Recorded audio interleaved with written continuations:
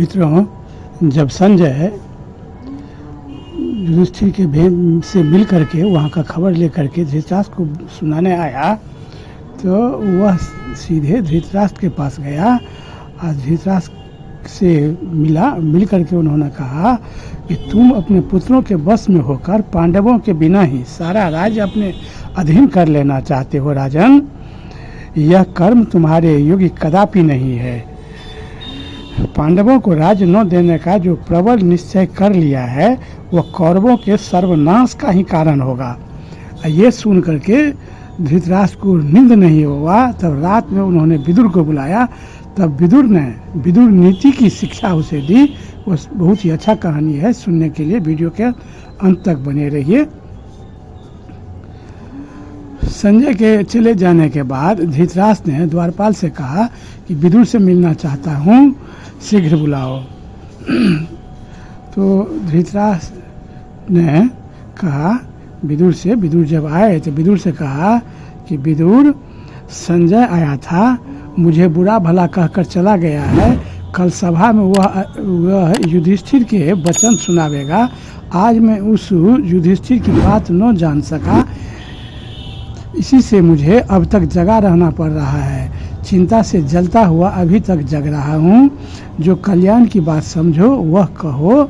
संजय जब से पांडवों के यहाँ से लौट कर आया है मेरे मन को पूर्ण शांति नहीं मिलती। कल वह क्या कहेगा, इसी बात की मुझे इस समय बड़ी भारी चिंता हो रहा है। विदुर जी ने कहे, जिसका बलवान के साथ विरोध हो गया हो, उस साधनहीन दुर्बल मनुष्य को जिसका सब कुछ हर लिया गया हो, उसको कामी को तथा चोर को रात में जागने का रोग लग जाता है। नरेंद्र, यहाँ आपका भी इस महान दोषों से संपर्क तो नहीं हो गया है? कहीं पराये धन के लोभ से तो आप कष्ट नहीं पा रहे हैं? धृतराष्ट्र ने कहा, मैं तुम्हारे धर्मयुक्त तथा कल्याण करने वाले सुंदर वचन सुनना चाहता हूँ, क्योंकि इस राजर्षि वंश में केवल तुम ही विद्वानों के बीच में भी आदरणीय हो। विदुर जी बोले, महाराज धृतराष्ट्र, युधिष्ठिर तीनों लोकों के स्वामी हो सकते हैं। वे आपके आज्ञाकारी थे, पर आपने उन्हें वन में भेज दिया। आप आँखों के अंधे होने के कारण उन्हें पहचान न सके, इसी से उनके विपरीत हो गए।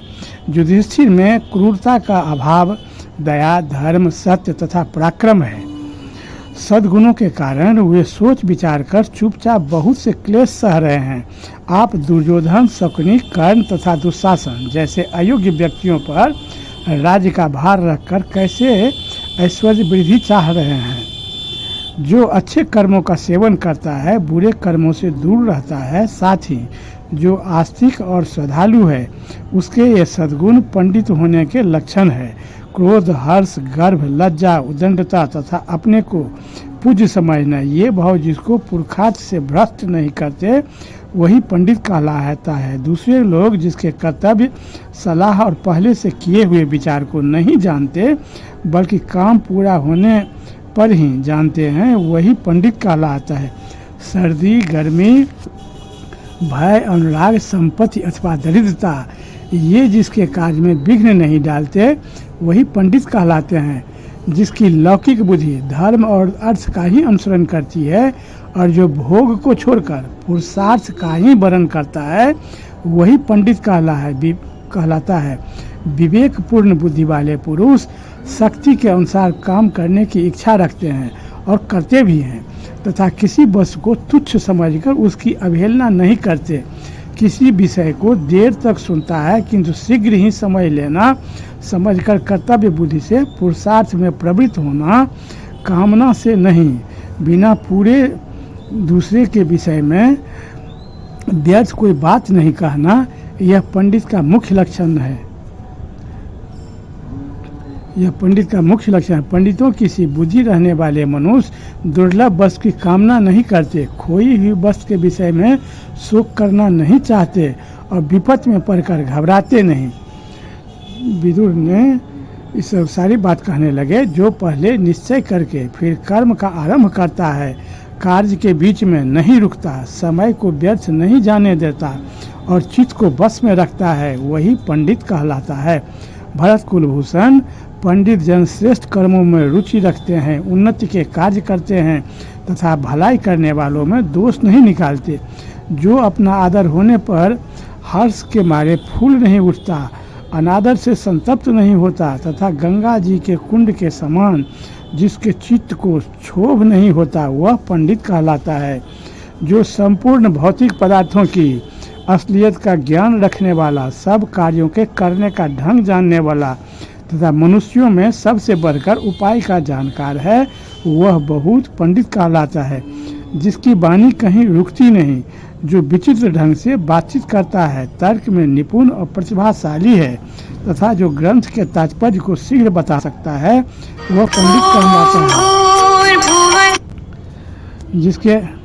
वह पंडित कहलाता है जिसकी विद्या बुद्धि का अनुसरण करती है और बुद्धि विद्या का तथा जो शिष्ट पुरखों की मर्यादा का उल्लंघन नहीं करता, वही पंडित की पदवी पा सकता है। बिना पढ़े ही गर्व करने वाले, दरिद्र होकर भी बड़े बड़े मनसूबे बांधने वाले और बिना काम किए ही धन पाने की इच्छा रखने वाले मनुष्य को पंडित लोग मूर्ख कहते हैं।